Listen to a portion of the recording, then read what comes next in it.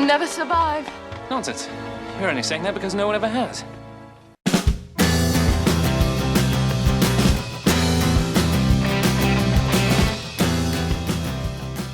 Hello everyone, welcome back to the channel.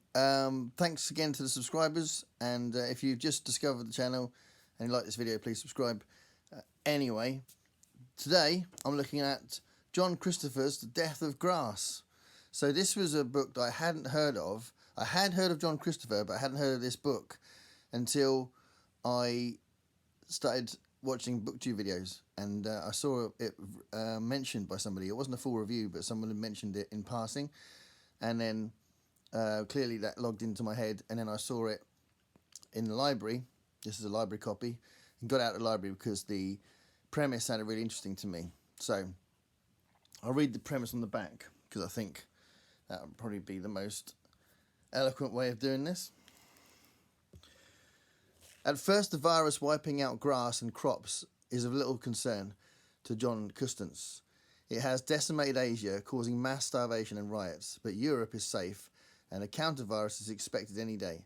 Except it turns out the governments have been lying to their people, and when the deadly disease hits Britain, society starts to descend into barbarism.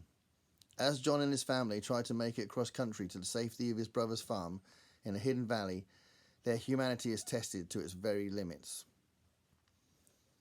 And that summarises the plot, but also it's got hints of how the plot develops and the focus of the book. And the focus of the book is on the family of John Custance and his wife and children and the few people they meet, and this sort of small band of people that end up becoming part of this road trip to get to his brother's farm.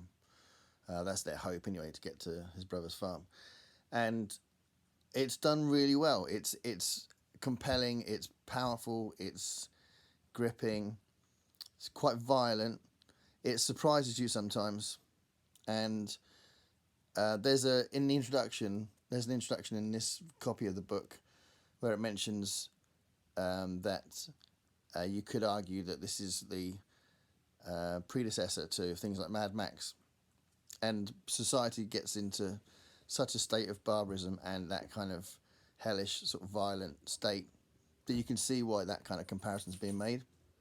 And what's interesting for me is, so because this book was published in 1956, and because John Christopher has got that middle-class English perspective on life and his writing, the protagonists have got that kind of middle-class English kind of nature to them, and you know, the kids are calling their mum and dad mummy and daddy, and it's all a bit posh. And I think that emphasizes how striking it is when the violence happens, and how unusual the situation is, and how barbaric some of the situations are in the book because of that kind of the context of all the stiff upper lip stuff going on around it. So I think that's really effective. I think it's worth mentioning that in the beginning of the book, when this virus that hits the crops and the grass and the grain and all that stuff, when this virus hits, it's coming from China, and there's loads and loads of mentions of a derogatory term for Chinese people that it's probably worth mentioning, because clearly that makes the book a little bit outdated, because it kept making me like flinch when I was reading it. So it didn't spoil it, but it's worth just mentioning the fact that that does make it a bit outdated.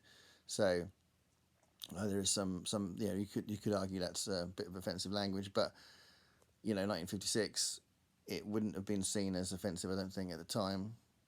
So something to think about, I think. But there are many ways that it does have a modern feel to it, because the pace is very quick in the narrative development. The dialogue is quite snappy, and the characterization is very realistic, and I think that all that brings together to produce a really compelling and powerful novel about how desperate a man and a wife especially can get when they're protecting their kids, and when they surprise themselves, when they don't realise what they're capable of in desperate situations. So yeah, I think it was a really good book, and really glad I've read it. That sort of English science fiction, almost sort of barbaric, catastrophic, post-apocalyptic kind of feel does kind of remind me a little bit of John Wyndham. I'd say John Wyndham's books I enjoyed more, but I think there's a comparison. I think if you like John Wyndham, you'll like this book. So if you haven't heard of this book, but you do know John Wyndham stuff, give this a try. I think it's interesting as well that he wrote the Tripods books, and I remember as a kid that there was a BBC adaptation of the Tripods around the same time that there was an adaptation of Day of the Triffids. And in my head, in my memory, I kind of link them together. But that's just a fluke of when the BBC produced a TV series about them.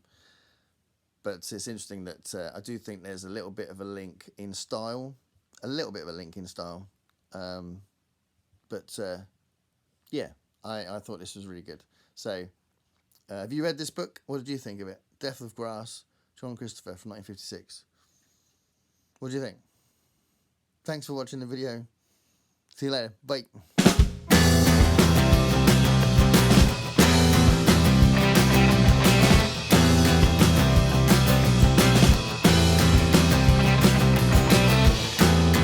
Paint me a picture of what it's like to be you. Sit up on your high chair.